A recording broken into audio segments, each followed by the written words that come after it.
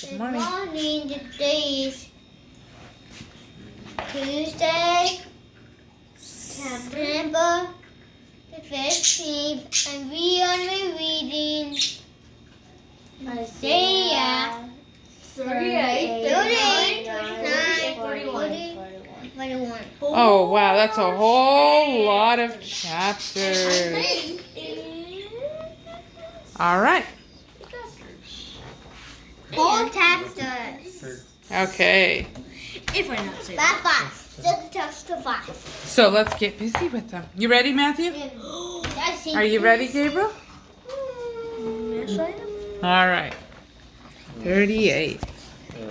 Hezekiah's illness. Now Hezekiah became sick and was at the point of death. The prophet Isaiah, son of Amos, came and prophesied to him, saying, "This is what Yahweh has to say to you.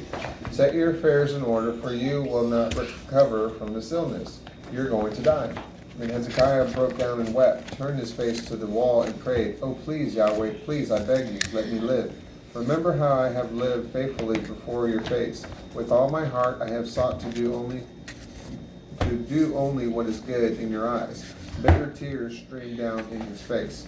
Then Isaiah received another prophetic word for Hezekiah. Yahweh said to him, "Go deliver this message to Hezekiah.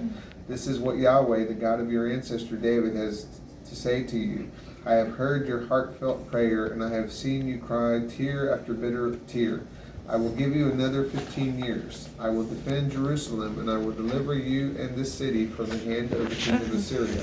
This will be a sign to you from Yahweh as a confirmation that I will do for you what I have promised. I will cause the sun's shadow to retreat 10 steps on the stairway of Ahaz. Then the sunlight went back up the 10 steps it had gone down." Hezekiah's Psalm of Praise. Here is a poem of Hezekiah, king of Judah, which he wrote when he was healed from his illness. "I was dying in the prime of life. I thought, must I leave this world now? Must I go through the gates of death and miss out on the rest of my years? I thought, I won't get to see Yahweh again in the land of the living. No longer will I see my friends or family, nor enjoy the company of anyone living on earth. My body is being folded up and taken from me, taken down like a shepherd's tent. He cuts my life short, as a weaver cuts his cloth from the loom and rolls it up. From day to night you bring my life to an end. I felt as though a lion were crushing all my bones, as I cried out for help until morning. From day to night you bring my life to an end. I can only chirp like a swallow or a small bird. I can only moan like a dove. My eyes are weary from looking up into heaven. Yahweh, I am so depressed. Come and be my strength." But what can I say? For he has spoken to me and told me that he is the one who has done this. I can't sleep a wink because I'm overwhelmed with grief. Lord, it is because of your kindness that life is given. It is in you that my spirit lives. Now restore my health and give me life again. Truly, it was for my own good that I had this bitter experience. For you loved your soul out of the pit of oblivion. You cast all my sins behind your back. The grave and those buried there cannot praise you. Neither the realm of death nor those who enter it can give you thanks or hope for your faithfulness. It's the living who thank you as I do today. One generation makes your faithfulness known to the next. Yahweh is pleased to heal me and save me. He will sing to the music of stringed instruments every day of our lives in Yahweh's house. Now Isaiah had said to Hezekiah, "Have the physicians apply a poultice of cakes of dried figs to your boil, and you will recover."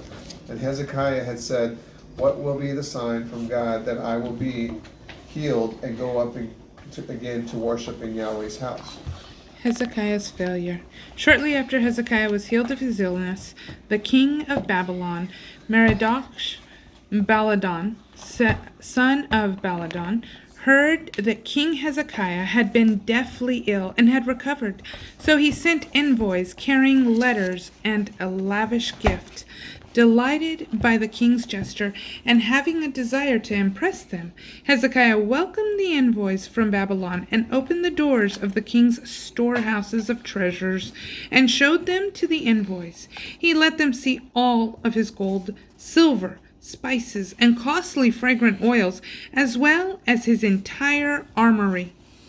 All of the king's royal treasures, all that was in the king's palace, and all the wealth of his whole kingdom was shown to them. Then Isaiah the prophet visited the king and said to him, "What have you done? What did these men say, and where did they come from?" Hezekiah replied, "They are envoys from distant Babylon." Then Isaiah asked, What did they see in your palace?" "They have seen everything in my palace," responded Hezekiah. "I showed them everything in my royal treasuries." Isaiah said to Hezekiah, "Here is what Yahweh, commander of angel armies, has to say to you. The days are coming when all the treasures in your palace and all the wealth that your ancestors have stored up until this day will be carried off to Babylon. Absolutely nothing will be left, says the Lord. Some of your own sons who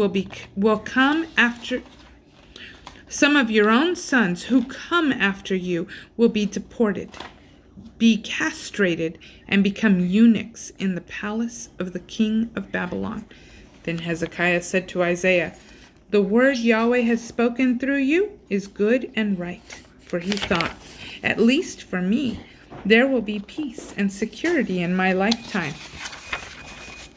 Chapter 40. Comfort my people.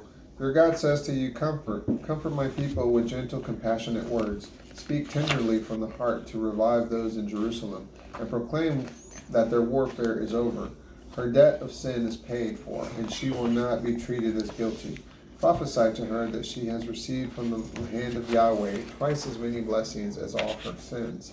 A thunderous voice cries out in the wilderness, "Prepare the way for Yahweh's arrival. Make a highway straight through the desert for our God. Every valley will be raised up, every mountain brought low. The rugged terrain will become level ground, and the rough places a plain. Then Yahweh's radiant glory will be unveiled, and all the humanity will experience it together. Believe it, for Yahweh has spoken his decree." A voice says, "Cry out," and I ask, what should I say? All people are as frail as grass, and their elegance is like a wilting wildflower. The grass withers, the flower fades when the breath of Yahweh blows upon it, and the people are just like grass. But even though grass withers and the flower fades, the word of God stands strong forever. Proclaim good news. Go up on a high mountain, you joyful messengers of Zion, and lift up your voices with power. You who proclaim joyous news to Jerusalem, shout it out and don't be afraid. Say it to the cities of Judah. Here is your God. Look, here comes Lord Yahweh as a victorious warrior. He triumphs with his awesome power. Watch as he brings with him his reward and the spoils of victory to give to his people. He will care for you as a shepherd tends his flock, gathering the weak lambs and taking them in his arms. He carries them close to his heart and gently leads those that have young. The infinite God, who has measured the waters of the sea in the hollow of his hand and used his hand width to mark off the heavens, who knows the exact weight of all the dust of the earth and has weighed all the mountains and the hills on his scale, who fully understands the spirit of Yahweh, or is wise enough to counsel him? Whom does he consult to be enlightened? Who teaches him the ways of justice? Who imparts knowledge to him or shows him the true path of wisdom? Even the nations are to him like a drop in the bucket, regarded as nothing more than dust on a scale. He picks up the islands like fine grains of sand. All of Lebanon's trees are not enough firewood for them, nor are all its animals enough for a burnt offering. The nations are nothing in his eyes. He regards them as absolutely nothing. Idols cannot be compared to God. Who even comes close to being compared to God? How could you ever compare God to an idol? A craftsman forms an idol god, then a goldsmith overlays it with gold and forges its silver chains. The one who is poor and cannot afford silver or gold chooses a tree that will not rot, then seeks a skilled workman to make an idol that will not topple. Fear not. Don't you realize that God is a creator? Don't you hear the truth? Haven't you been told this from the beginning? Haven't you understood this since he laid a firm foundation for the earth? He sits enthroned high above the circle of the earth. To him the people of earth are like grasshoppers. He stretches out the heavens like a curtain, spreading it open like a tent to live in. He reduces rulers to nothing and makes the elite of the earth as nothing at all. They barely get planted and barely take root in their position of power, when the Lord blows on them and they wither away, carried off like a straw in a stormy wind. God above all others. The Holy One asks, can you find anyone or anything to compare to me? Where is the one equal to me? Lift up your eyes to the sky and see for yourself. Who do you think created the cosmos? He lit every shining star and formed every glowing galaxy and stationed them all where they belong. He has numbered, counted, and given everyone a name. They shine because of God's incredible power and awesome might. Not one fails to appear. Why then, O Jacob's tribes, would you ever complain? And my chosen Israel, why would you say Yahweh isn't paying attention to my situation? He has lost all interest in what happens to me. Don't you know? Haven't you been listening? Yahweh is the one and only everlasting God, the creator of all you can see and imagine. He never gets weary or worn out. His intelligence is unlimited. He is never puzzled over what to do. He empowers the feeble and infuses the powerless with increasing strength. Even young people faint and get exhausted. Athletic ones may stumble and fall, but those who entwine their hearts with Yahweh will experience divine strength.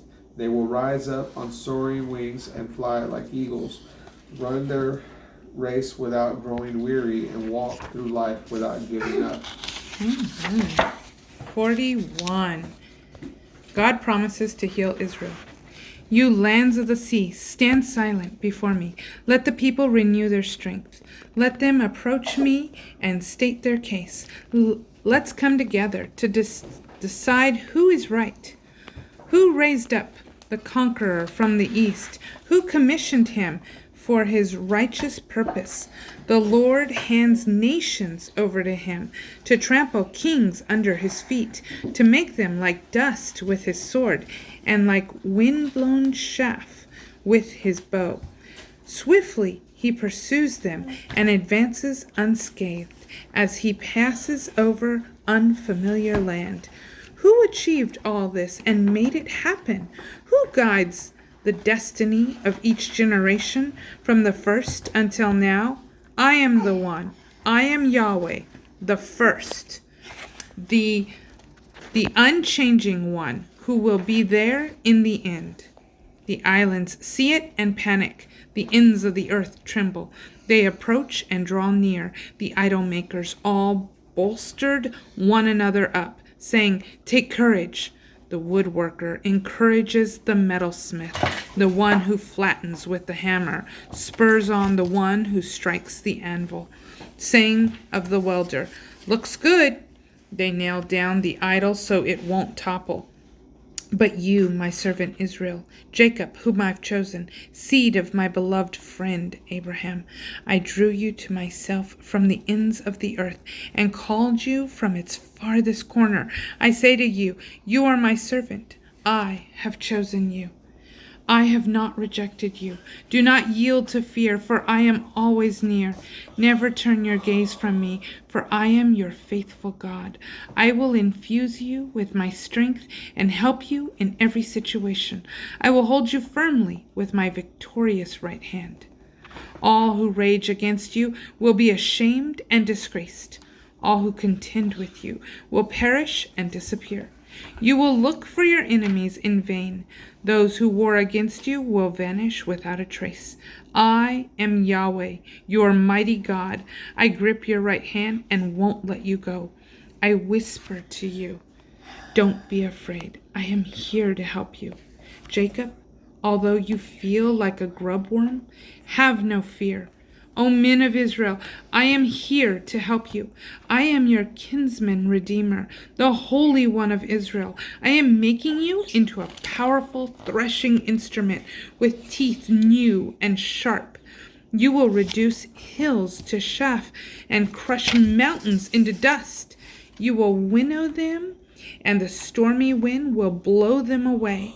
Then you will spin and dance with rejoicing in Yahweh, boasting with admiration in the Holy One of Israel.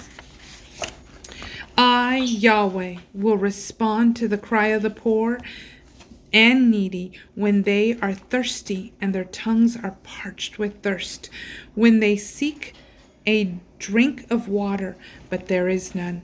I, the God of Israel, will not abandon them.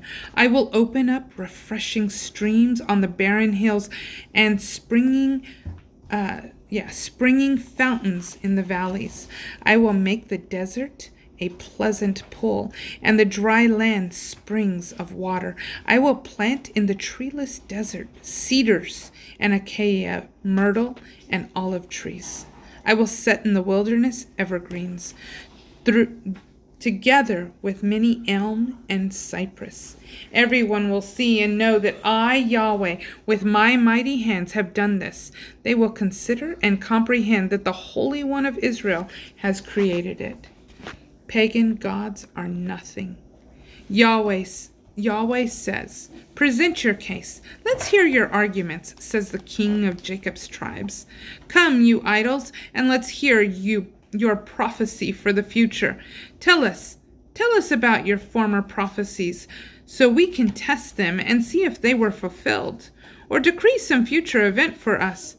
Prophesy what the future holds to prove to us that you are gods. Do something, anything. Frighten us or put us in awe. But you are nothing at all. What have you ever accomplished? Whoever chooses to worship you is disgusting. I stirred up one with the north who comes from the rising of the sun. I will call on my name. Oh, he will call on my name. He will trample rulers into the mud as a potter treads clay. Which of you foretold this from the start? Who prophesied it from long ago that we can say, he is right? None of you prophesied it. None of you announced it ahead of time. No one heard you say a thing about it. I was the first to decree to Zion, look, this is what's about to happen. I am bringing a messenger to Jerusalem with good news. But when I look, I find no one who is capable to counsel me. There is no one who can respond to me with the right answer. Who could I even ask?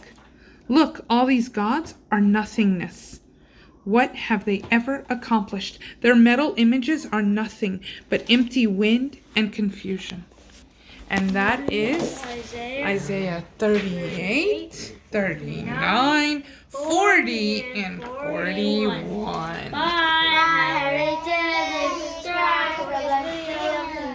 Comment and Joshua is smiling asleep.